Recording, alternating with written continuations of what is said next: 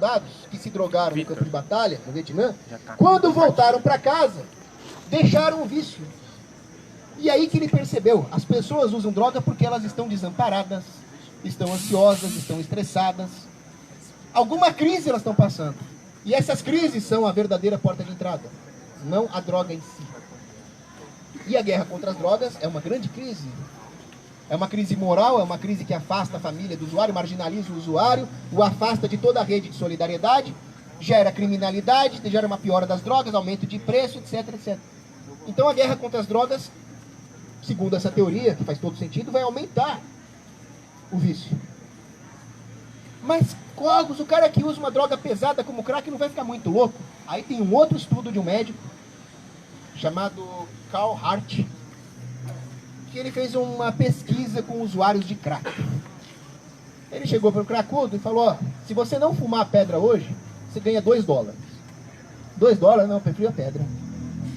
Muito bem. Se você não fumar a pedra hoje, você ganha $30. Opa, aí nós já começamos a conversar. E ele percebeu que quanto mais dinheiro ele oferecia, mais o indivíduo preferia o dinheiro do que o crack. O que é isso? Isso é uma escolha racional, baseada num cálculo econômico que o cracudo fez. Então o cracudo não é tão irracional assim, ele não rasga dinheiro. Logo, esse argumento de que as drogas gerariam uma sociedade zumbificada, irracional, onde as pessoas virariam bestas, não. Se isso fosse um argumento, também nós teríamos que proibir o professor de esquerda, o comunista. Aí o cara sai na besta, Karl Marx estava certo. Isso é muito pior que as drogas. Inclusive Mises falava nisso. Ele falava, olha, as coisas que fazem mal para a mente são piores do que as coisas que fazem mal para o corpo. Nem por isso nós proibimos um livro do Keynes. Então, esse é o ponto. No final das contas, sim, o indivíduo tem direito de se drogar. Ele tem direito de viver uma vida torta. Se não existisse esse direito, não teria liberdade. Sim, a liberdade, teologicamente falando, é a liberdade de fazer aquilo que convém. Mas mesmo Deus nos deu livre-arbítrio. Quem o Estado pensa que é para tirar? Ele é mais que Deus? Isso é perigosíssimo. A hora que o Estado se torna mais que Deus, você já está na Coreia do Norte. E é isso que eu sou contra. E em relação à criminalidade? Vamos falar um pouco de criminalidade. Muito simples. A proibição das drogas militariza um setor. A proibição de qualquer coisa militariza um setor. Eu nunca vi um traficante de queijo. Eu nunca vi a Heineken trocando tiro com a Budweiser. Sei lá, às vezes eles podem até fazer uma propaganda meio... Mas eu nunca vi eles trocando bala. Diferente da lei seca, né? Durante a lei seca houve troca de bala. Na noite de São Valentim, o Al Capone mandou fuzilar o concorrente dele, os homens do Bugsmore. Mas ele foi preso por sonegar imposto, para você ver qual é a preocupação do Estado. Né? Então, a proibição das drogas, economicamente falando, o que vai acontecer? O sujeito, cuja única habilidade é comercial, o pacato cidadão da civilização ali, ele quer vender a droguinha dele na praia, sabe aquele hippie lá que vende esse negócio de Durepox, ele quer vender um pouco de maconha também. Você vê muito isso na Dinamarca, em Cristiânia, tem um enclave, que é praticamente um país separado, onde a droga é totalmente liberada. Eu não moraria lá, mas é interessante de visitar. Aí você vê aqueles caras com cabelão ali, muito louco. Estão fazendo mal para quem? Para eles mesmos, talvez, mas... eles são alguma ameaça para a sociedade? Alguns falam que o drogado fica violento. Eu tenho uma amiga que é muito viciada em maconha. Quando ela está muito doida de droga, ela vem chorando, dá um abraço, assim. Aí uma vez ela perguntou para mim, qual é a origem da solidão? Ela está longe de ser um mau elemento. Nem coca, é detone?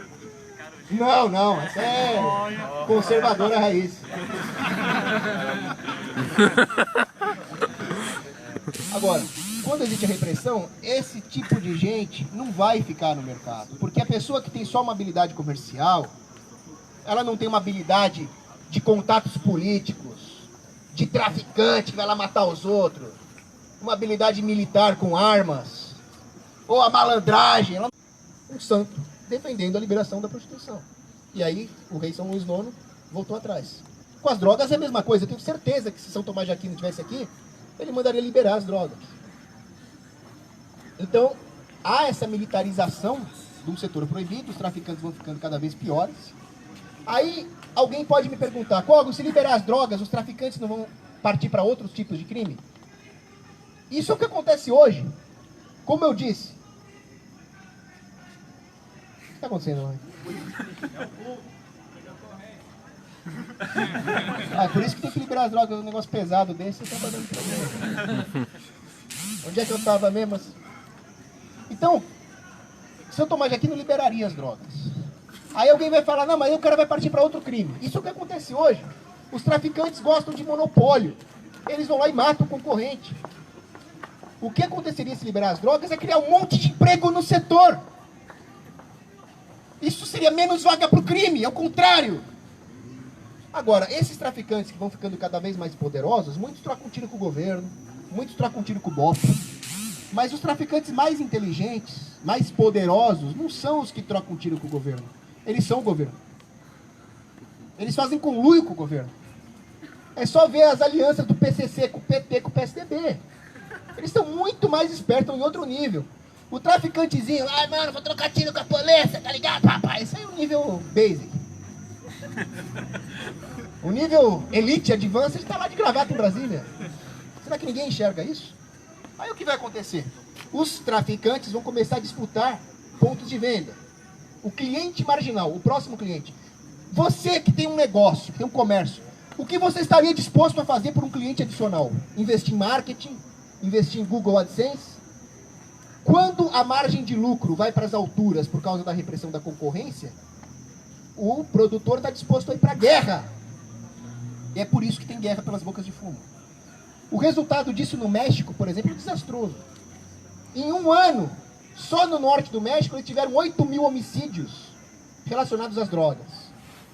A população carcerária subiu absurdamente nos Estados Unidos desde que começou a guerra contra as drogas.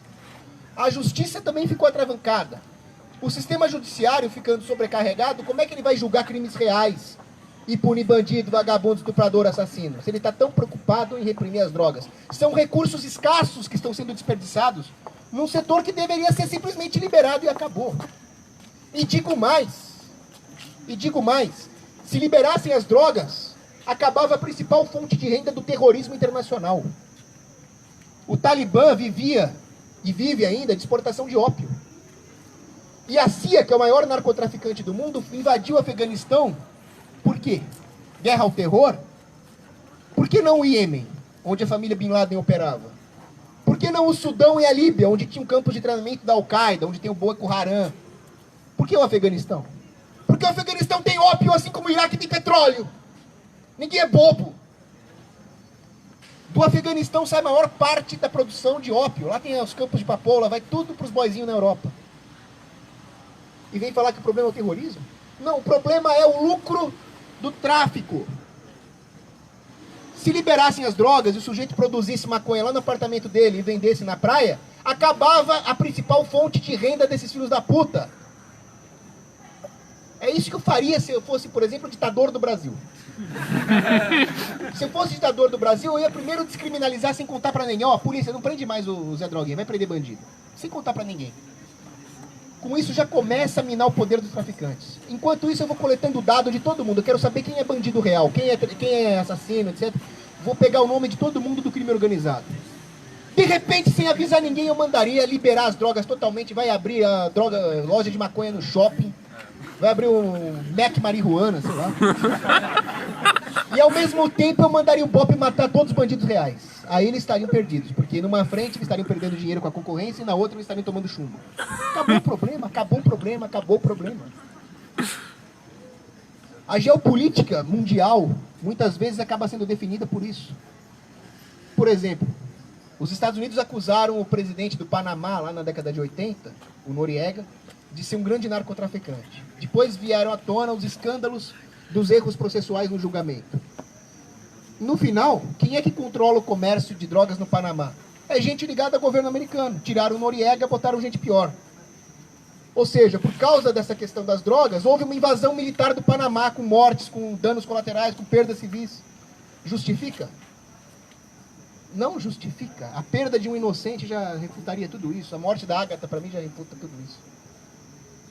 E a história da liberação das drogas? Como é que ela começou?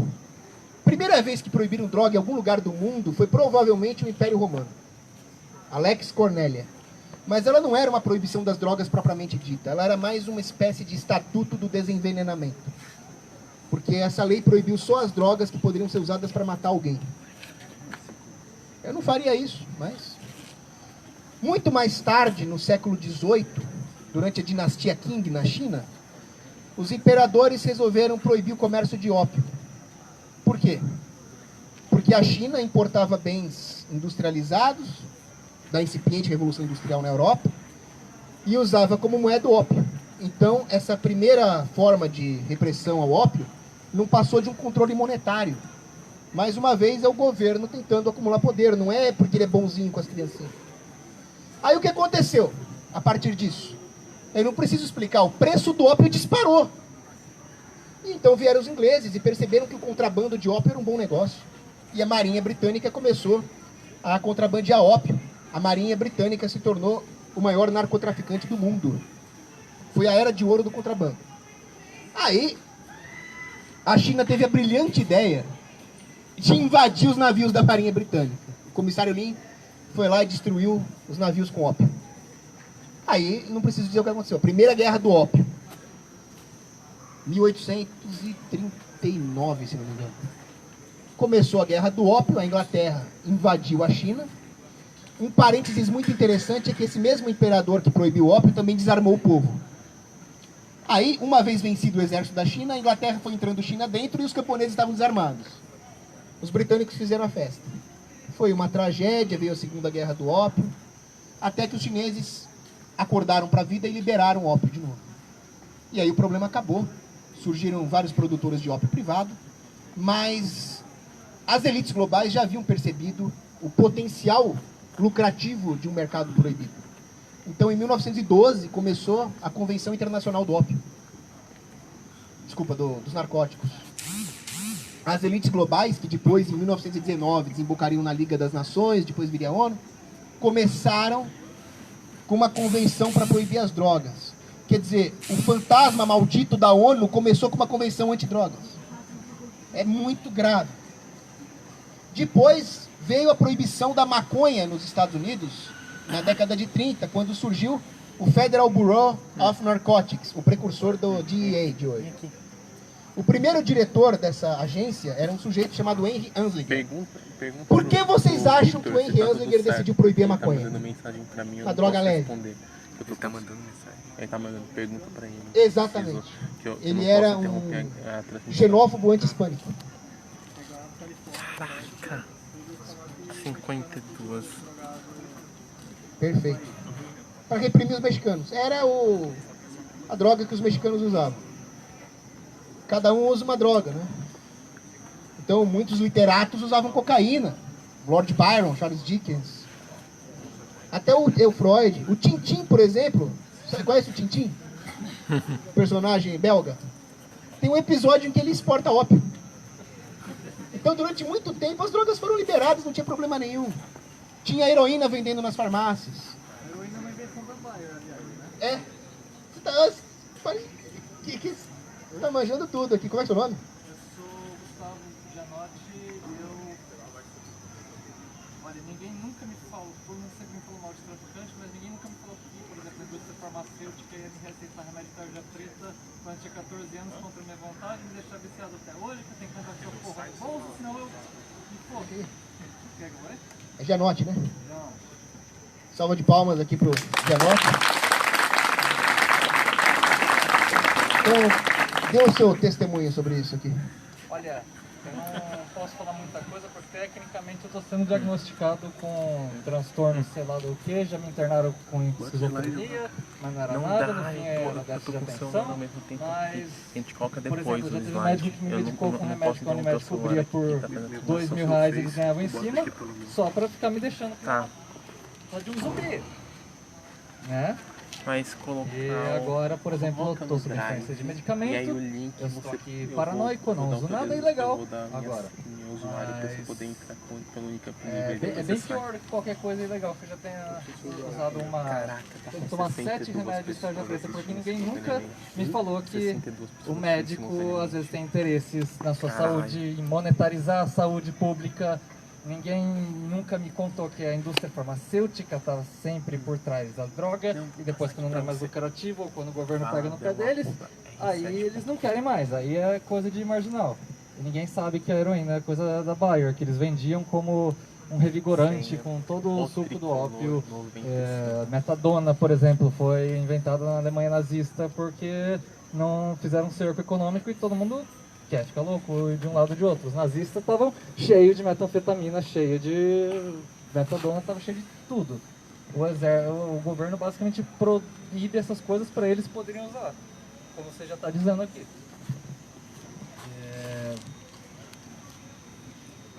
Olha, acho que você vai ter que fazer mais perguntas, minha memória não é boa. Obrigado pelo testemunho, é exatamente isso. Exatamente. Tá funcionando? Tá ouvindo? É exatamente isso. E esse é um ponto muito bem lembrado. A indústria farmacêutica, as grandes corporações farmacêuticas, que são uma máfia. Eu tenho um amigo da minha família que trabalha nisso, ele confessa que ele é um mafioso. Eles, junto com outras corporações de outros ramos, petrolíferas, por exemplo, fazem lobby contra a maconha. Porque a maconha, medicinalmente falando, poderia substituir muitas drogas perigosíssimas vendidas legalmente hoje. Ela também poderia ser usada como um substituto de plástico. Sabe Deus o que a ciência poderia descobrir. Mas as corporações fazem esse lobby para impedir a produção de um bem substituto que fortaleceria a concorrência e derrubaria os monopólios. A cocaína, por exemplo, foi um dos primeiros anestésicos do Ocidente. Quando o Chile anexou algumas terras do Peru, lá em 1880 e pouco, surgiu um médico chamado Alfredo Brignon, que resolveu cultivar a coca, refinar e exportar a cocaína para revitalizar a indústria do Peru, compensando as perdas dessa guerra. Então vejam, essa droga, a cocaína, poderia ser usada para revitalizar a economia de todo um país. A proibição das drogas deve ter destruído muitas economias locais, para deleite dos corporativistas das grandes potências. Então esse é outro assunto gravíssimo. Tem muita gente doente que está pagando caro por medicamentos e que está sendo obrigada a procurar receita através de consulta só para poder comprar um medicamento na farmácia, o que também encarece o preço das consultas, porque o governo usa a guerra contra as drogas como justificativa para controlar os remédios, para obrigar o cidadão a apresentar uma receita na farmácia. E isso começou em 1951, com um ato do governo americano para controlar os medicamentos que possuíam um princípio ativo que poderia ser usado nas drogas. A pseudoefedrina, por exemplo, é um princípio ativo de remédios da gripe, que também é usado para sintetizar metanfetamina. Quem assistiu Breaking Bad sabe disso. Então o que o governo faz? Regula o mercado farmacêutico, encarecendo os remédios, com a desculpa da guerra contra as drogas. Isso é mais uma canalice do governo. Até quando nós vamos ter que pagar por isso? Até quando o doente vai ficar sem remédio? Até quando a criança vai tomar tiro? Até quando o policial vai subir favela para receber tiro de ponto .50? À custa do puritanismo daqueles que simplesmente não gostaram da droga. Mas não gostei, quero proibir. Vale a pena? Não é o que diz a Bíblia Sagrada. O que a Bíblia Sagrada nos diz, em Provérbios, é que se um homem está passando por mágoas, dele de beber. Isso está escrito na Bíblia. Então, até mesmo algum uso recreativo não seria de todo mal, não seria um pecado. Claro que isso tem que ser feito com muita parcimônia, mas aí cabe ao indivíduo escolher. Não deixar que o Estado escolha por ele. Tinha mais no slide, mas por hora é isso, vou abrir para as perguntas. Obrigado.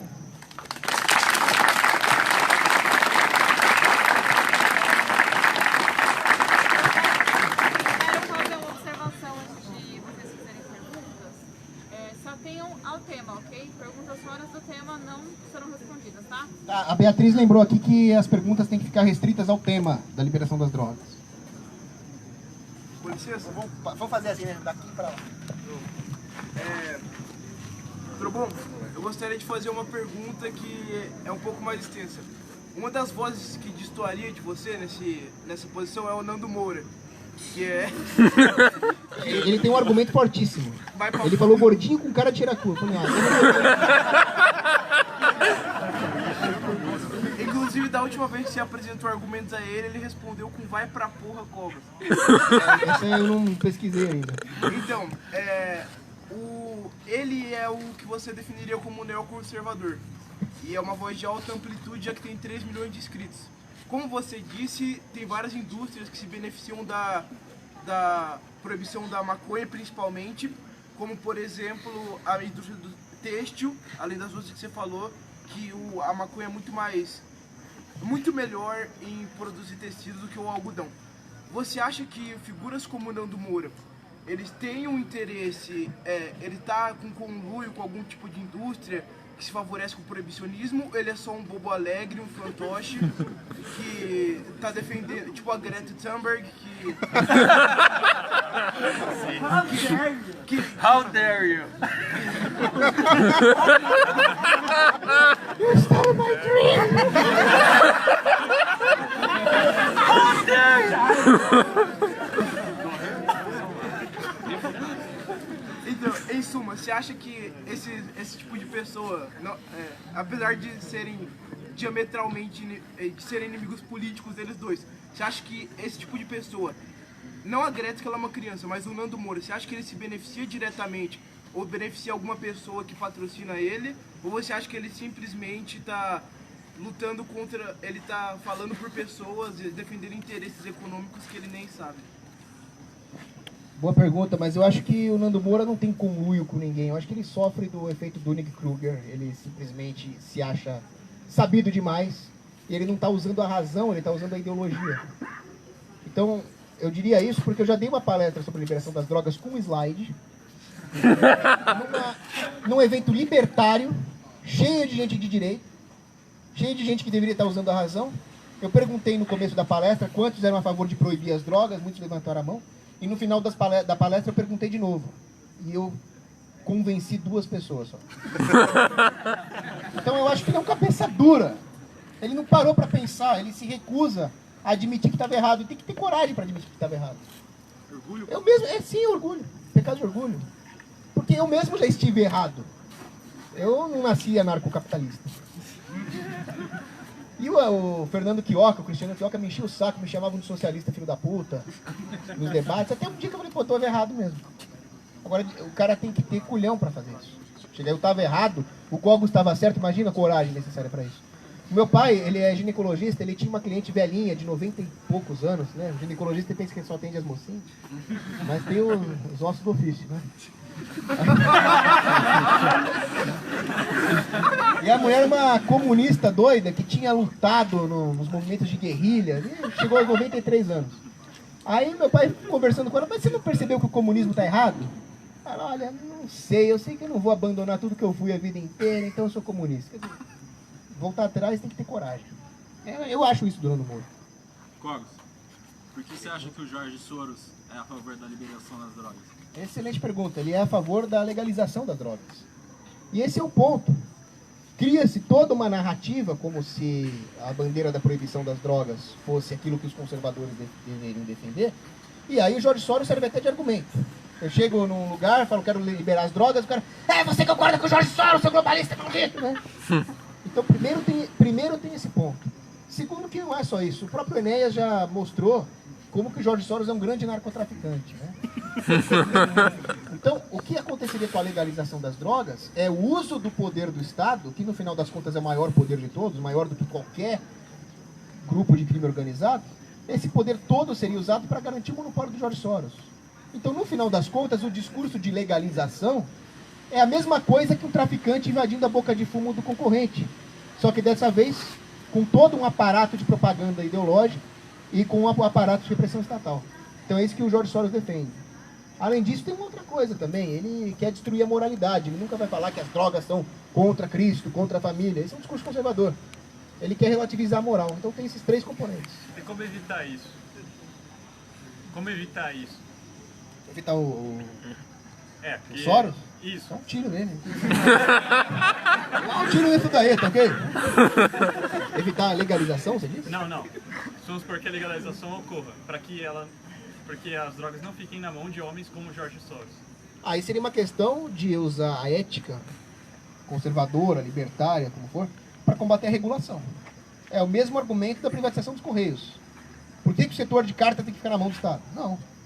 Então por que as drogas têm que ficar na mão do Estado? Seria um argumento antirregulatório. Peraí, vamos seguir a ordem aqui? Cogos, a gente botou os slides na internet. Ó, você pode falar.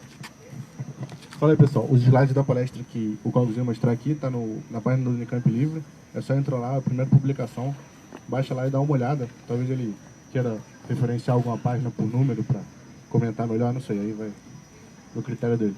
Mas vocês conseguem baixar lá.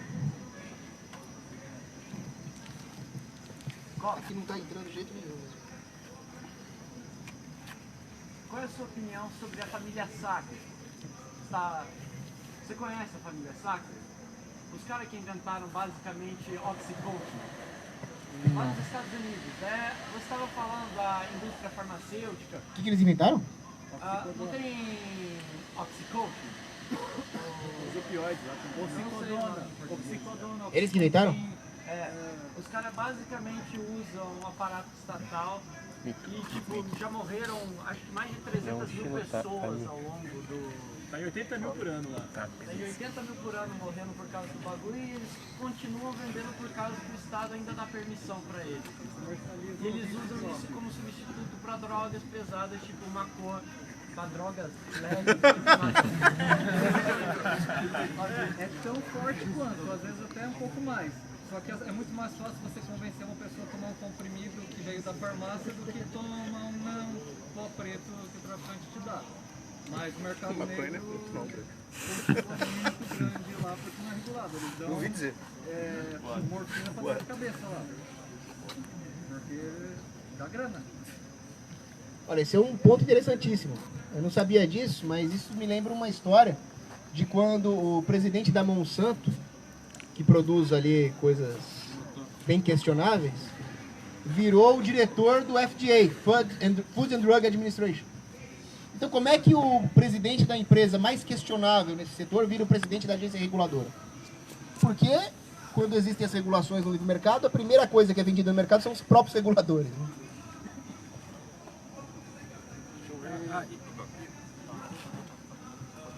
Eu cheguei agora que eu tô vendo esse mas por que o senhor acha que grupos de direita, especialmente libertários, são a favor da criminalização do acesso às armas, mas não são ao acesso à droga? O Olavo de Carvalho chamaria isso de dissonância cognitiva. A pergunta dele é por que alguns conservadores e libertários são a favor de liberar as armas e não as drogas? Dissonância cognitiva. O cara está aplicando a lógica num setor que ele tem uma simpatia às armas e não aplica mais a lógica no setor que ele tem uma antipatia, que são as drogas. É um filodoxo, né? Agora, por que isso acontece é um problema muito complexo de engenharia social. As pessoas são moldadas numa democracia a confundir a opinião, os gostos, com uma legitimação de política pública. A democracia é sobre isso, porque a democracia relativiza os seus direitos. Você não tem mais direitos, a não ser que a maioria concorde. Então a maioria se organiza, ela tem uma opinião, uma simpatia, uma antipatia, e com isso você vai perdendo suas liberdades. O Thomas Sowell falava isso, né? Se você está disposto a proibir tudo que você não gosta, outras pessoas vão fazer o mesmo. Esteja preparado para perder todas as suas liberdades. Mas o grande problema da direita é que eles não defendem os princípios, a liberdade pelo valor da liberdade, o homem pelo valor do homem. Eles têm uma bandeira com a cor diferente, é briga de time. É por isso que eles têm essa... Vamos pro ponto da legalização e liberação. O que é pior? A proibição, a legalização, ou você vê como a legalização como um passo para a liberação? Boa pergunta. Ele perguntou o que é pior, a proibição ou a legalização? E também se a legalização poderia ser vista como um passo para a liberação. Olha, se existe alguma chance da liberação, da legalização ser um passo para a liberação, é se ela não for encarada como tal. Nós só vamos caminhar em direção à liberdade se nós nunca pararmos de lutar. Tinha um guerreiro medieval que dizia, nunca pare até a lança sair do outro lado do inimigo. Então, se você para antes de conquistar a liberdade, você perdeu. Por isso que eu não sou gradualista. No momento em que você se satisfaz com o status quo do sistema e abdica do direito do indivíduo, você já está partindo do mesmo ponto do qual o Estado partiu para se expandir. Isso é grave. Então, a legalização ou a proibição, o que é pior? Eu acho que, objetivamente, a proibição é pior por tudo que ela representa, pela guerra, pelas balas perdidas. Mas essa legalização, que no final das contas é o Estado tomando para si o monopólio total do comércio de drogas, também não vai impedir que haja contrabandistas armados e que a guerra se perpetue. No final, elas são muito parecidas. E até fazer uma distinção entre as duas acaba sendo um artifício retórico para manter as pessoas reféns desse discurso. Então, para mim, ou é liberado ou é regulado, por assim dizer. Essa regulação pode ser extraoficial, uma regulação que um traficante impõe na favela, ou pode ser oficial, a regulação do governo. Eu não faço diferença. Para mim, o Estado é um grande bandido e o ladrão é um pequeno Estado, como dizia Santo Agostinho. Né? Vou fazendo assim. Né?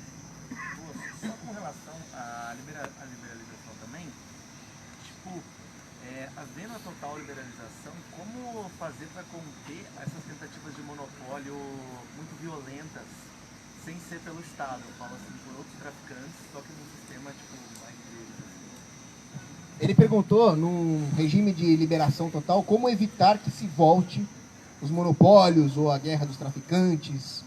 Olha, quando a lei seca terminou, acabaram os Al Capones e os Bugs Moran. Hoje nós temos as cervejarias concorrendo entre si. Eu acho que é isso que aconteceria. E outra coisa, quando nós temos um paciente com câncer, nós não perguntamos e se o câncer voltar. Nós tiramos o câncer. O futuro a Deus pertence. Agora, uma vez que haja a defesa da liberação, nós já temos aí o pré-requisito para que não voltem os monopólios. Porque ninguém apoiaria. E hoje nós apoiamos os monopólios. Nós apoiamos o principal deles, que é o monopólio regulatório do Estado, né? E o Estado não tem o menor interesse em acabar com essa guerra.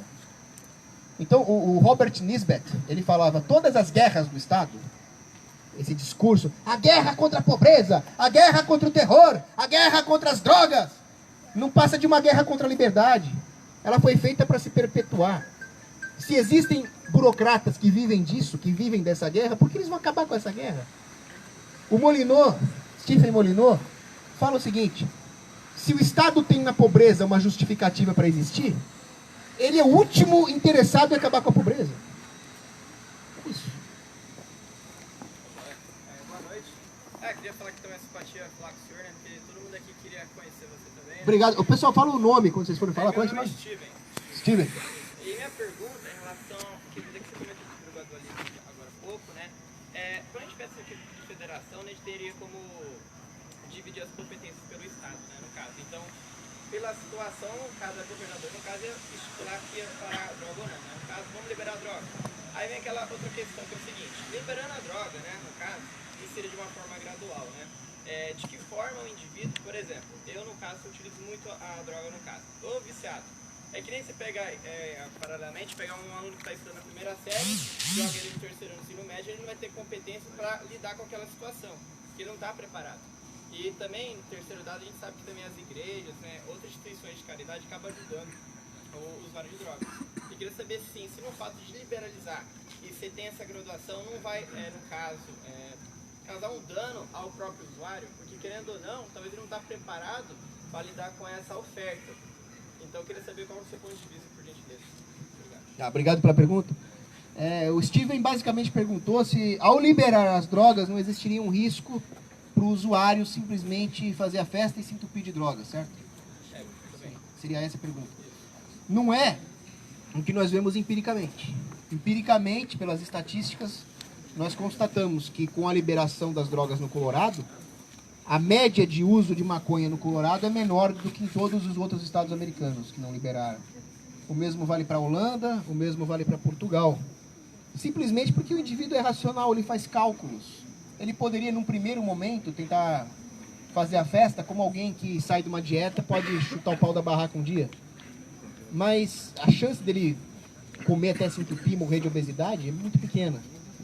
Então eu não veria eu não teria essa visão do indivíduo, de alguém que vai simplesmente não ter controle. O governo deixa de controlar, o indivíduo perde o controle. Eu vejo historicamente que o Estado é que se descontrola, o Estado é que toma atitudes irracionais, mas o indivíduo não, porque o indivíduo está interessado em si próprio. O Estado não está interessado em você, mas você, por mais erros que você possa cometer, você tem interesse em si próprio. E é daí que deriva a autoridade. O Eric von Led falava, a autoridade tem que estar ligada ao amor, ao interesse amoroso. Então, eu digo o seguinte, o indivíduo tem que ser um ditador absolutista de si próprio. O pai de família tem que ser um monarca feudal. A comunidade em volta teria que ser ali uma minarquia. E as outras instituições maiores têm que se limitar à defesa ou nem isso, anarcocapitalismo. Então, quanto mais próximo de você mesmo, mais você tem que exercer a sua autoridade sobre si próprio, inclusive para que alguém não queira exercer por você. E o que eu diria é que o indivíduo, uma vez que ele se veja no mundo onde as drogas são liberadas, a maioria tomaria outra atitude. Um pai bem tiozão de WhatsApp mesmo, que manda aqueles áudios do Bolsonaro pelo WhatsApp, a hora que liberar as drogas, ele vai falar, pelo amor de Deus, filho, não usa droga, vai começar a controlar, vai começar a ter uma difusão, não do uso de droga, mas uma difusão do controle.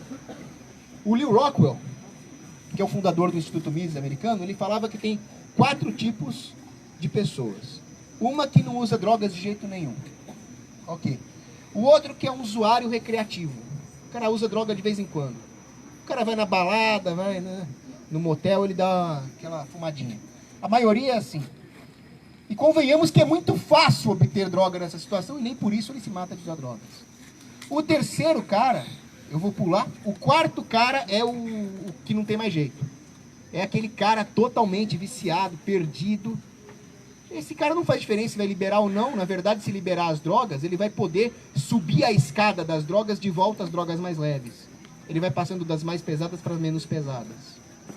E aí tem o terceiro sujeito, que eu vou falar dele agora. O terceiro sujeito é alguém que está entre o 2 e o 4. Alguém que corre o risco de virar o 4, mas ainda não virou. Essa pessoa precisa justamente desse aumento da caridade, dessa capilarização do controle. E se ele perder o controle, ele vai perder o controle na mão do traficante, na mão das drogas pesadas, não na mão do mercado liberado.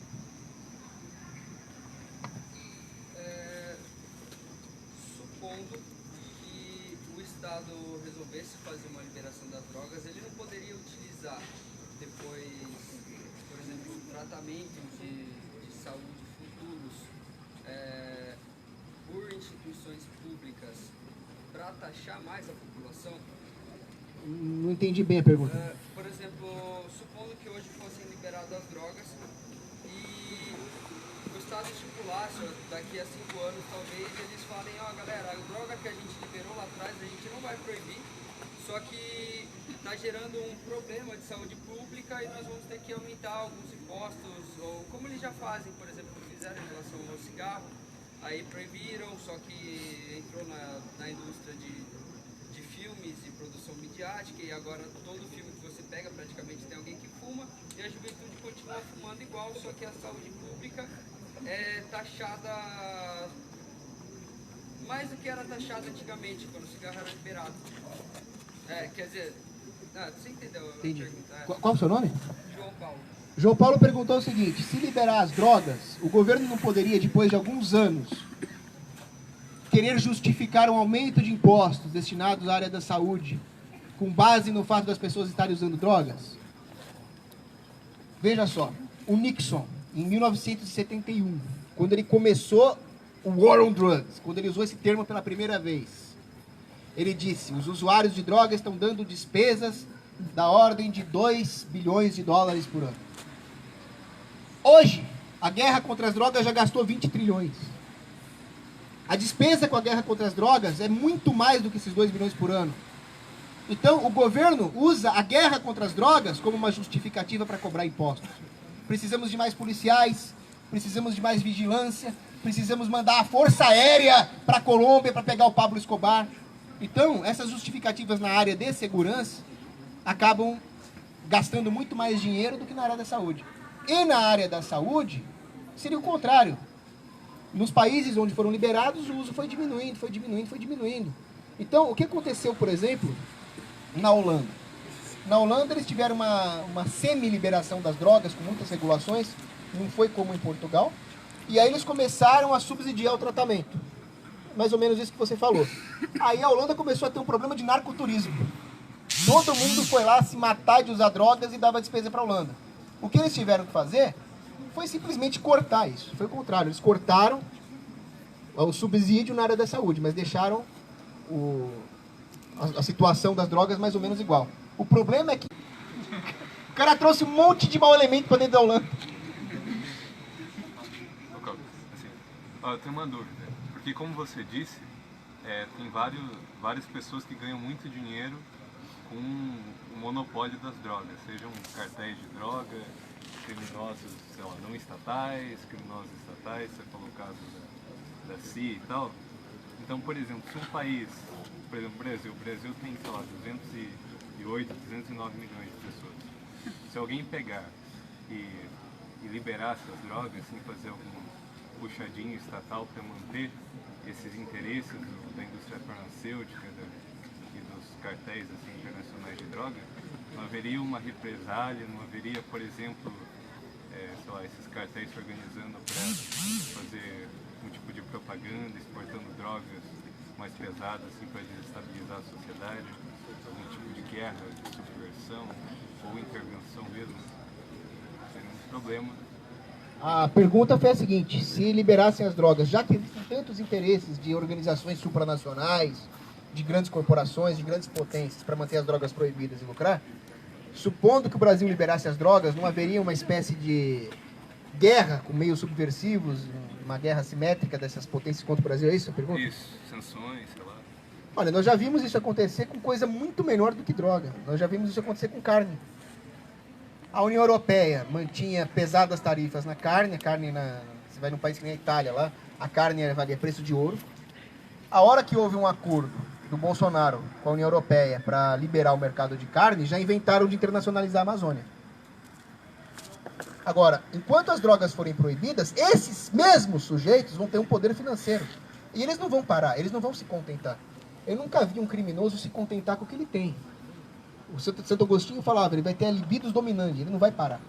Então, se nós mantivermos as drogas proibidas, esses sujeitos vão ter cada vez mais dinheiro, cada vez mais poder, e nós vamos ficando cada vez mais miseráveis por causa da guerra contra as drogas. Então eu liberaria. Vai vir sanções, vai vir repressão, vai vir a guerra? Vai. Agora, John Stuart Mill falava, a guerra é uma coisa horrível, mas tem coisa pior, que é a submissão a essa injustiça. Então tá aqui, o Brasil tem bomba atômica. Vem aqui, vem, pisa aí na Amazônia. Senhor. Seria melhor inverter a ordem desse jogo aí? Primeiro Eu defenderia liberdade. Oi? Primeiro a bomba atômica e depois as drogas. Seria uma estratégia. Seria mais inteligente. Seria mais inteligente. Seria uma estratégia. Agora, isso não te impede de descriminalizar as drogas imediatamente. Você mantém uma proibição pro forma e manda a polícia não prender mais ninguém. Só bandido real. Enquanto isso, você vai fazendo seu programa nuclear. Aí já estamos no campo da estratégia, não mais no campo da discussão ética. Mas o fato é que as drogas têm que ser liberadas. Aquilo que eu falei, se fosse ditador do Brasil, eu descriminalizaria primeiro, sem contar para ninguém, seria uma descriminalização extraoficial. E a hora que tivesse uma concorrência, um mercado consolidado, e a inteligência da polícia pegasse todos os bandidos, falou, agora está liberado, chumbo na bandidagem, e o comércio está livre. Pronto. Boa noite, Natan. Obrigado. Pergunta um pouco mais técnica, tomando em conta a nossa realidade atual. Duas perguntas, na verdade. Na tua visão, nossa realidade totalmente regulada perante o governo, qual que você acha a real perspectiva de realmente haver uma descriminalização totalmente das drogas? E segunda pergunta você acha que uma estratégia aliada a isso, não só a liberação das drogas, mas também a liberdade econômica, filosófica, enfim, o separatismo é uma boa para a gente começar com um princípio de um plano mais técnico, real, da verdadeira proposta? O Natan perguntou o seguinte, qual a minha opinião sobre as perspectivas de liberação das drogas e também de outras liberdades civis e econômicas, e se o separatismo é uma boa solução, uma boa estratégia. Eu diria que o Natan fez uma pergunta tão boa e uma colocação tão boa que ele mesmo respondeu a pergunta. a solução é o separatismo. O separatismo é a grande estratégia da liberdade. Porque ele aproxima o indivíduo daquilo que eu falei, da responsabilidade e de um senso comunitário. Isso não se trata de odiar estrangeiros. Muita gente fala, separatista é xenófobo. Não, pelo contrário. Pelo contrário. Eu quero poder fazer comércio com um cara lá do Nordeste, turismo, etc., sem Brasília nos taxar. É só isso. Agora, em relação ao separatismo, isso resolveria todos os problemas. Pelo seguinte, acabaria todo esse super aparato estatal para manter uma guerra contra as drogas, e ao mesmo tempo você teria o direito de privadamente banir o uso das drogas na sua propriedade privada. Então, por exemplo, o padre está lá na igreja fazendo a missa, o cara vai acender um baseado na igreja? Não, o padre vai falar que não. Muito bem, então as drogas estão proibidas ali, estão proibidas numa rua privada residencial, e outros lugares ofereceriam um lugar seguro para se fumar uma droga, simplesmente pela busca do lucro. Então, o separatismo faria com que tivesse para todo mundo. Vai ter a rua das Santas Puritanas, vai ter a rua dos maconha, tem para todos. É esse o ponto. Agora, será que é possível manter as drogas proibidas? Será que isso é viável? Qual é o ambiente mais controlado pelo Estado que existe? Não, o ambiente. Favela? Não. Quem falou? Qual é seu nome? O Elias acertou. O lugar mais controlado pelo Estado que existe é a penitenciária. E tem droga lá dentro. Quer dizer, a não ser que você transforme um país inteiro numa prisão, como é que você pretende erradicar as drogas? Então, qual a perspectiva para liberar? A perspectiva é todo mundo entender esses conceitos e exigir a liberação. Não tem outra. Vamos fazer a ordem aqui? Boa noite. Boa noite. Meu nome é Júlio. Prazer em conhecê-lo pessoalmente. Prazer, Júlio.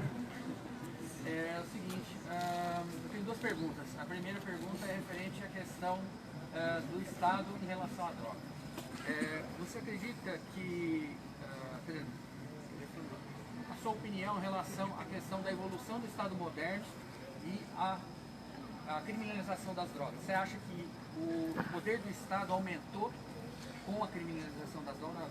Seria um instrumento que o Estado usou para aumentar o seu poder? E o segundo, qual seria, na sua opinião também, o panorama das drogas dentro de uma sociedade libertária e anarcocapitalista? Qual seria esse panorama? Obrigado pelas excelentes perguntas, né? A pergunta do Júlio foi segunda, né? Quais seriam as perspectivas da liberação das drogas numa sociedade libertária? E a primeira foi se o Estado expandiu o seu poder, se tornou mais forte por causa da guerra contra as drogas. O Robert Higgs, que é um grande libertário, ele diz que o Estado se alimenta da guerra. Isso é verdade por vários motivos, mas é especialmente verdadeiro em relação à guerra contra as drogas. Por causa da guerra contra as drogas, as instituições permitem que o governo, né, o judiciário permite que o executivo e seus braços violem a nossa privacidade financeira. Um dos argumentos para rastrear o Bitcoin, para proibir o Bitcoin, para acabar com a nossa privacidade financeira é o dinheiro sujo, é o dinheiro que vem das drogas. Então veja, com isso eles querem derrubar o sigilo das contas bancárias e pegar o dinheiro do cidadão comum. Eles querem controlar os princípios ativos, eles querem controlar a indústria, principalmente farmacêutica. Então com isso o governo cria uma série de regulações e para fazer o enforcement dessas regulações ele expande a burocracia, aumenta a proporção de funcionários públicos em relação à população economicamente ativa, com isso aumentam seus impostos, com o aumento dos impostos a sociedade fica depauperada. Então é claro que o Estado lucra com essa guerra contra as drogas. Além disso, a guerra contra as drogas, como eu disse, aumenta a criminalidade. E o crime aumenta o Estado, sem a menor sombra de dúvidas. Porque a população fica amedrontada. Uma pessoa que está no meio do cartel de Sinaloa, da Santa Muerte, lá no México, ela não vai querer parar aqui para discutir a ética em São Tomás de Aquino. Pelo amor de Deus, alguém mata esse traficante. Pelo amor de Deus, Estado, me ajuda. Então, as pessoas vão tomar atitudes desesperadas, vão legitimar um aumento da repressão, e esse aumento da repressão não adianta nada. No Afeganistão, por exemplo, faz 2 anos, 3 anos mais ou menos, as Forças Armadas Americanas lançaram uma operação chamada Iron Tempest. Vamos acabar com as drogas aqui no Afeganistão. Mandaram a marinha, exército, os fuzileiros, nem vicia a porra toda para destruir as drogas no Afeganistão. Bombardearam, chamaram o Rambo, chamaram o Chuck Norris, chamaram o Van Damme. Resultado, zero. Então não vai acontecer. Tudo que vai acontecer é que o pagador de imposto americano vai ter que pagar o combustível desses aviões aí, só isso. Não tem, não dá, é uma guerra que não dá para vencer. Se você pegar os autores medievais, Santo Agostinho, Hugo Grotius, eles vão falar na guerra justa. Quando que é justo lutar uma guerra? Não é só quando você tem razão. Um dos requisitos é se você tem se você tem alguma esperança de vencer essa guerra. A guerra contra as drogas não está aí para ser vencida. Ela está aí para ser perpetuada, George Orwell. Então ela não é uma guerra justa. Agora, se liberasse as drogas numa sociedade libertária, qual seria o panorama? O panorama seria como era as drogas antes da guerra contra as drogas. Ia ter a heroína da Bayer, ia ter a propaganda de cocaína lá com o Papa Leão XIII. Tinha isso. Aí vai ter o padre mais conservador, não usem, é pecado. O outro vai falar, mas será que é pecado, padre? Vai ficar aquela discussão e pronto. Não vai haver um apocalipse zumbi. Vai haver tribos urbanas que vão usar mais, tribos urbanas que vão usar menos, e acabou. É isso. Boa noite, Robert. Primeiramente é um prazer tê-lo aqui conosco. Eu sou o Luiz e eu queria o seu comentário sobre o que leva um vereador que você conhece muito bem e deu a alcunha de Fernando Holliday a se dizer um defensor da diminuição do Estado, um defensor contra a tirania estatal, ao mesmo tempo defender esses ideais e apresentar um projeto de internação compulsória dos usuários e de criminalização dos usuários do Estado de São Paulo e o discurso que muitos setores usam de que você deve legalizar as drogas por causa da receita que isso vai gerar ao Estado. Excelentes perguntas, Luiz. Obrigado.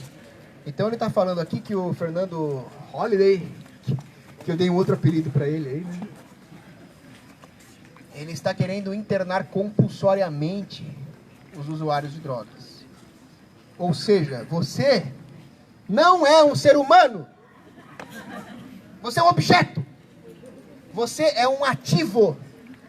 Você é um ativo do Estado. Você não está aí para ser feliz, para errar e acertar, para salvar sua alma, para... Não, você está aí para aumentar o PIB do Estado. É isso que o Fernando Holliday defende. Ah, mas ele não era um liberal que defendia a diminuição do Estado? Ora, num discurso, eu posso defender o que eu quiser. Isso se chama hipocrisia. O Fernando Holliday é um hipócrita. Isso me lembra muito a piada do político que morreu. O político morreu... Essa piada não é teologicamente correta, mas é uma piada. O político morreu... E aí a morte falou, olha, você fez algumas coisas boas, você proibiu o aborto, muito bem, mas você fez algumas coisas muito erradas ali, você queria prender os usuários de droga, então eu vou deixar você escolher, você vai poder ir para o céu ou ir para o inferno. Aí, então eu quero ir para o céu. Não, mas você tem que conhecer os dois, você vai passar um dia em cada um. Vamos primeiro para o inferno. Aí o político chegou no inferno, apareceu o demônio. O demônio era um cara de terno branco, muito simpático, cheio de piadas divertidas. Ele deu um abraço no político, apresentou ali o iate, estava cheio de morena, de loira, de japonesa, de mulata e tal. Aí serviu o melhor champanhe, camarão. Ele falou, pô, esse aqui é o inferno? Sim, você tem que escolher o inferno, o céu é uma monotonia. Bom, mas vamos conhecer o céu, né? Chegou no céu, tinha uns anjinhos tocando harpa, que bonito. Mas olha, eu acho que eu vou escolher o inferno. Aí ele escolheu o inferno, quando ele chegou lá, apareceu um capataz. Bora! Pode começar a trabalhar, vagabundo! Não, mas peraí, cadê as morenas, cadê o iate, cadê a champanhe? Ali era a campanha eleitoral, agora você votou. Então é exatamente isso que o Fernando Holliday faz. Então essa é a ideia dele. A ideia é que o indivíduo seja feito para dar retorno para o Estado. Essa é a filosofia do sistema de saúde sueco. E para isso ele tem que estar saudável, né? Por exemplo, por que o governo proíbe o suicídio? Porque aumenta o suicídio. Porque você não pode depredar a propriedade do Estado. É isso. Agora, imagine uma sociedade obcecada com a saúde para que os cidadãos produzissem, etc. Ela nem poderia, ela entraria em contradição. Uma sociedade obcecada por saúde não seria saudável, porque as pessoas não seriam felizes, elas pegariam câncer por depressão. Uma sociedade obcecada com saúde não poderia ter médicos, porque os médicos vivem num ambiente de contaminação hospitalar. Então não faz o menor sentido. O Fernando Holliday é um grande demagogo, ele se elegeu pregando um discurso liberal, libertário, o nome que você quiser dar, também não importa muito isso. E quando ele chega no poder, ele pega um outro nicho da população e fala, olha como eu estou cuidando da sociedade, como se a sociedade tivesse que ser cuidada por um inoperante desse. Bom, meu nome é Francisco, quero saber... Peraí, é que eu estou seguindo essa ordem aqui, né? Meu nome é Carlos e a minha pergunta é, assim, baseado no... Por exemplo, assim, eu acho que o traficante, ele é menos pior ainda do que um monopólio da indústria farmacêutica que é extremamente corporativista. Baseado nessa premissa, você acha que é necessário que haja uma alteração ou até uma extinção, né, das leis de propriedade intelectual para que haja essa liberação das drogas? Ou seria pior ainda? Boa pergunta. Por princípios, eu sou contra a propriedade intelectual e as consequências seriam desejáveis também, não é só uma questão de princípios, porque se esses monopólios intelectuais caíssem, essas grandes corporações farmacêuticas teriam que concorrer com as pequenas, porque eles estariam numa corrida para desenvolver novos produtos, novos remédios, etc. Agora, se a propriedade intelectual fortalece os monopólios em todos os sentidos, inclusive a capacidade desses monopólios de fazer lobby. E um dos lobbies que eles fazem é a proibição das drogas. Né? Tudo bem, primeiro é uma honra conhecer você pessoalmente. Meu nome é Robson, como um grande apologista da questão medieval Robson. Eu queria perguntar, não tem diretamente a ver com Deus volte, Robson. Tem a ver com o aborto que foi citado em alguns momentos, né? Por exemplo, digamos, aconteceu recentemente, eu entrei numa conversa com os meus amigos anarcocapitalistas sobre a moralidade dessa situação. Aconteceu recentemente na minha casa, na minha propriedade privada. Desculpa, peraí, a pergunta é sobre aborto? Sim, sim. A gente pediu pra saltar o tema. Tá, mas rapidinho, só um minuto. Aconteceu de eu receber uma amiga e fazia tempo que eu não via ela. Então eu recebi ela de bom grado, como sempre. Acontece que durante a conversa eu soube que ela estava grávida. Só que uma gestação inicial ainda, não dava pra ver barriga nem nada. Você diria, então, que já que eu consenti com a presença dela na minha propriedade privada, mas não com a do feto, eu ganhei o direito de abortar esse feto? Não, você não tem direito de abortar ninguém, mas eu queria que nós respeitássemos aqui a ordem da Beatriz, que organizou o evento, e nos mantêssemos no tema. Mas não tem que abortar jamais. Mesmo nessa situação em que o feto infringe minha propriedade privada? Ninguém infringe nada. O feto é uma vida humana e presente de Deus. Né? Mesmo criminoso. Não é criminoso.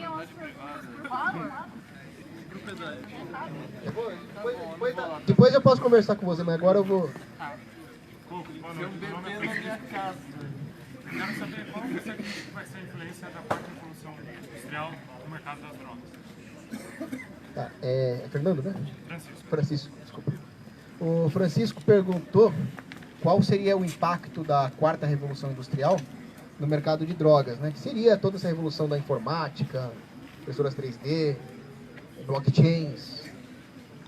Isso é muito interessante, eu confesso que é uma área que eu não entendo muito, eu não sou bom com tecnologia, se eu fosse nós teríamos slides. Desculpa, Cogos. Mas eu acredito que como toda revolução industrial, ela beneficia a liberdade.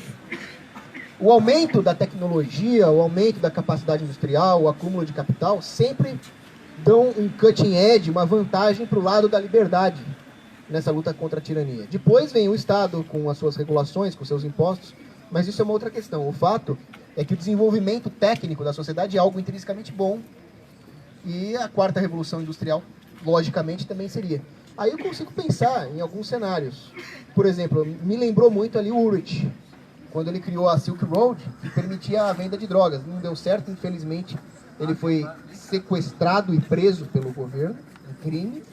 Mas eu acredito que com o desenvolvimento das blockchains, desses tipos de tecnologia, seria possível desenvolver uma rede de comércio de drogas extraoficial e com isso minar o poder dos traficantes. Por quê? Você está defendendo o tráfico, Cogos? Tô. Vamos ter coragem aqui. Eu estou defendendo o tráfico de drogas desde que ele não seja criminoso real, desde que ele não pratique fraude, assassinato, furto, estupro, etc. Agora, eu tenho uma amiga que obviamente não vou citar o nome dela aqui, que ela planta maconha na casa dela e vende na faculdade. Concordo com isso? Não. Isso vai contra a minha religião? Vai. Agora, o fato é que ela está minando o poder dos traficantes. Economicamente, o Milton Friedman falava que o que a polícia faz num regime de proibição é um serviço em prol dos traficantes mais poderosos, porque a polícia está matando a concorrência e o traficante poderoso nem precisa desembolsar dinheiro. Quem paga por isso é você, pagador de imposto bobo. Você paga para o Estado matar o concorrente do grande traficante. Opostamente a isso, se alguém conseguisse desenvolver um meio pacífico de comercializar as drogas extraoficialmente, minaria o poder dos traficantes. Então acho que esse seria um grande ponto da quarta revolução industrial. Né? Aí tinha alguém aqui. Você. Eu sou o Gabriel. Bom, obrigado por estar aqui. É quase um milagre que você esteja aqui, porque eu já vi palestra do Coronel Tiro Gomes aqui, em 2016, sobre alternativas para a crise do Brasil. Você chama um keynesiano para falar de alternativas à crise, é bem contraditório, mas enfim. Seria alternativa. E a alternativa seria uma super crise. Sindical, enfim. Alternativas para a crise. Não, neoliberal, lógico. Chamando pessoas que causam crise, né? E aí, 4 anos depois, você está aqui. Né? É difícil até de acreditar, mas enfim. O que você acha do argumento de uma galera que é a favor de liberar droga, mas é contra o usuário de drogas não se tratar no sistema público, porque o cara fala assim, não, é uma responsabilidade da sociedade, mas é uma decisão do indivíduo de encher o cu de cocaína. Como eu já falei que se alguém quiser encher o cu de cocaína, encha, mas não me obriga a te pagar o seu tratamento, porque não é problema meu. E aí o cara falou que não, que é absurdo, porque o cara tem um problema, que ele buscou a droga porque ele tem um problema em casa, e agora a sociedade inteira é obrigada a financiar o tratamento dele. O que você acha disso? Boa pergunta. Ele perguntou o que eu acho do pessoal que é a favor de liberar as drogas, mas também é a favor de que o Estado cuide da pessoa às custas do pagador de imposto. Ele também disse que é um milagre eu estar aqui, mas eu acho que o grande milagre está em quem organizou esse evento, então eu queria pedir uma salva de palmas para os organizadores. Levanta a mão, os organizadores, aqui. Os responsáveis por esse milagre. Levanta, pessoal! Levanta! Vai! Sim, vai! Vai!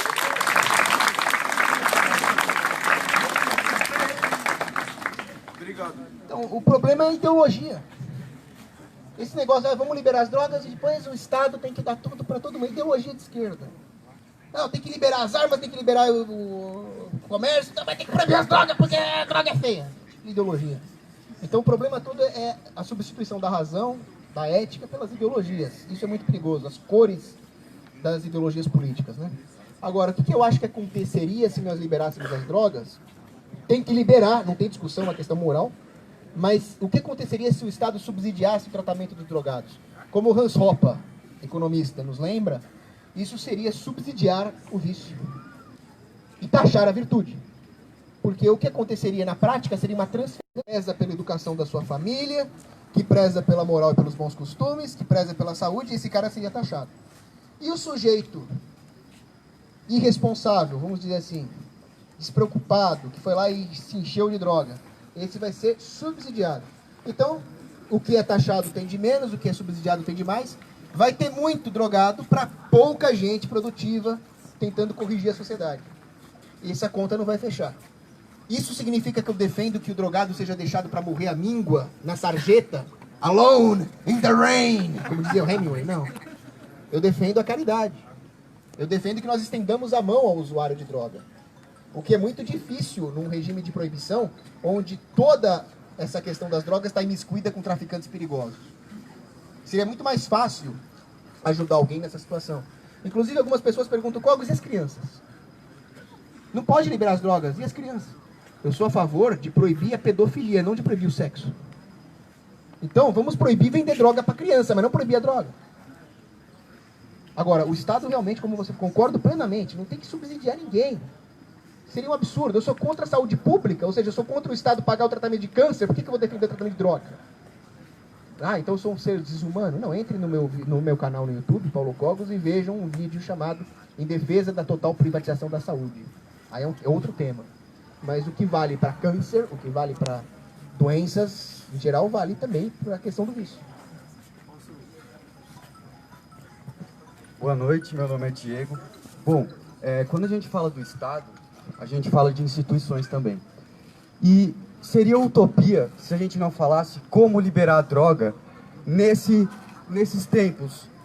Então, como seria? só para eu complementar, seria dessa forma. Convencendo as oligarquias de que é necessário as drogas ao cidadão. Mas espera aí, as oligarquias que financiam e ajudam o tráfico. Mas tem um ponto. Porque os oligarcas, eles são os políticos, por exemplo, do PT, do PSOL, etc. Aí o que acontece?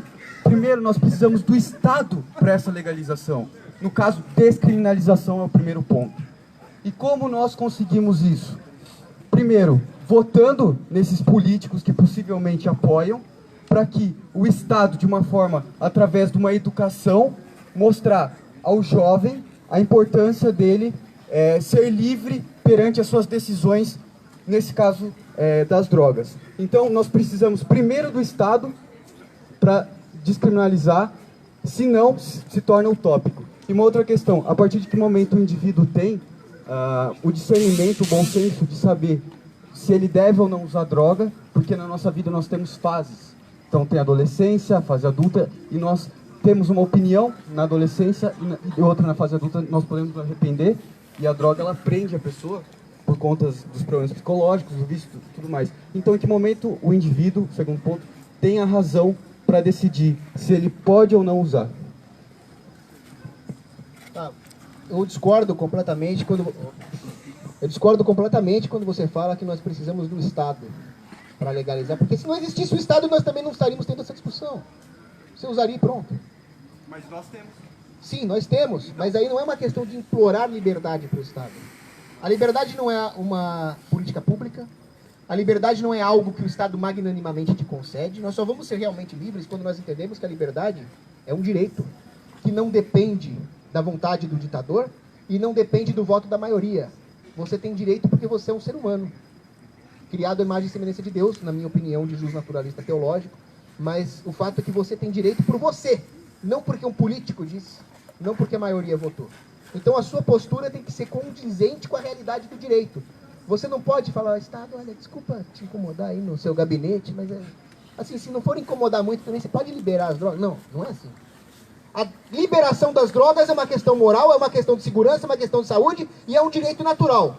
Você vai liberar essa porra ou não vai? Essa é a postura.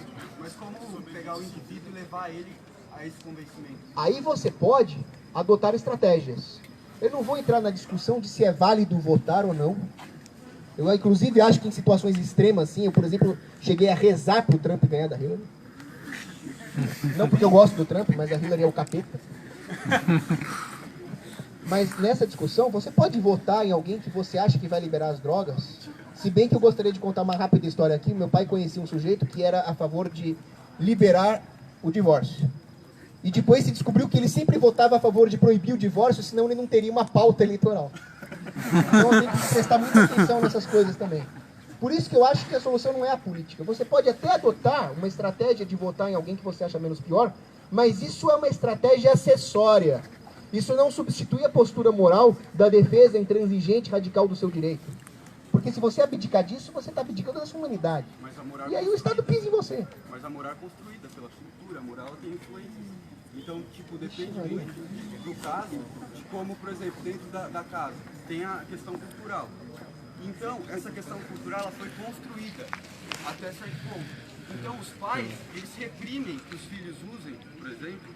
Então, como convencer esses pais de que o filho, até certo ponto, tem a razão de usar ou não esse tipo de droga? Porque se você, São Tomás de Aquino, ele dizia perante a Aristóteles, quando Aristóteles fala o homem é um animal político, São Tomás de Aquino fala, com exceção as pessoas que têm problemas psicológicos e tudo mais, que elas precisam de um tratamento e elas não são seres políticos porque elas não detêm propriamente a razão pelo lado liberal.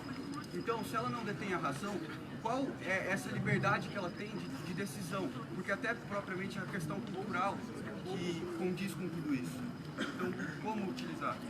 Então, quando nós tratamos dos indivíduos incapazes, existem vários artifícios legais para restringi-los, inclusive para restringir a capacidade dele gastar dinheiro. Então você vê às vezes um idoso que se deixasse ele livre, ele sairia torrando o dinheiro da família, então ele sofre uma restrição jurídica. Será que é assim que nós deveríamos tratar os cidadãos em geral? Então essa ideia de proibir as drogas porque o cidadão não tem controle, ela se repousa numa ideologia perigosíssima. de que o cidadão é incapaz perante o Estado. Isso é uma infantilização da sociedade, e isso acarretaria o que o Foucault, que eu não gosto do Foucault, mas o Foucault chamava de biopolítica. E a biopolítica é justamente esse artifício onde o Estado não precisa mais reprimir a população pelo medo, pela porrada, pelo choque. Não, a população aceita a repressão porque ela não acredita mais na sua capacidade quanto indivíduo. E aí a repressão se torna biopolítica, porque ela é praticada pelo próprio cidadão com consentimento errado, claro, do cidadão. Então isso que tem que mudar. O cidadão tem que assumir o seu papel de ser humano adulto e capaz. Agora, quando que o sujeito adquire essa capacidade da razão? Isso é uma outra discussão, isso é uma discussão antropológica, isso é uma discussão para os psicólogos, para os pedagogos, e isso justifica o poder de um pater-famílias. O pai de família tem o direito de proibir as drogas na sua casa, de proibir que o filho use drogas, porque esse é o papel do pai.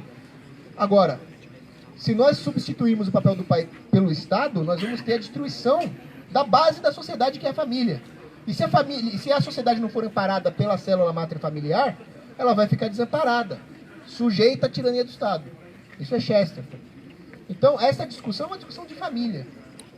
Um pai pode ser um mau pai, uma mãe pode ser uma má mãe, mas isso não justifica que o Estado assuma esse papel. Existem famílias piores, existem famílias melhores, e a sociedade é assim. O mundo perfeito não existe aqui. O mundo perfeito é lá em cima. E é isso. Agora, eu discordo principalmente quando você fala que a moral é construída. Se fosse assim, nós não teríamos nenhum parâmetro para avaliar se uma determinada cultura é moral ou não. O pessoal vai falar, todas as culturas têm o mesmo valor moral. Não, não tem. Mutilação genital feminina naquelas tribos islâmicas lá não é moral. É inegável que a sociedade ocidental cristã atingiu o ápice da moral, não porque ela construiu, mas porque ela descobriu. Porque ela descobriu a moral. A moralidade nada mais é do que leis que são dadas e que convém ao homem. Não é outra coisa senão isso. Agora, essa moralidade absoluta, pré-existente por causa da nossa natureza, não por causa das nossas instituições, elas ordenam as instituições. As instituições devem ser medidas segundo essa moral, não o contrário. Então nós não podemos ter a destruição das instituições que funcionaram, que passaram no teste do tempo, que é o casamento, que é a família, que são as virtudes, que é o mercado, e substituir isso por uma engenharia social. No momento que você pede para o governo, por favor, libere as drogas, você não está combatendo a raiz do problema, que é achar que o governo é a fonte da moralidade. Aí as drogas passam a ser uma questão secundária. Então, mas a raiz...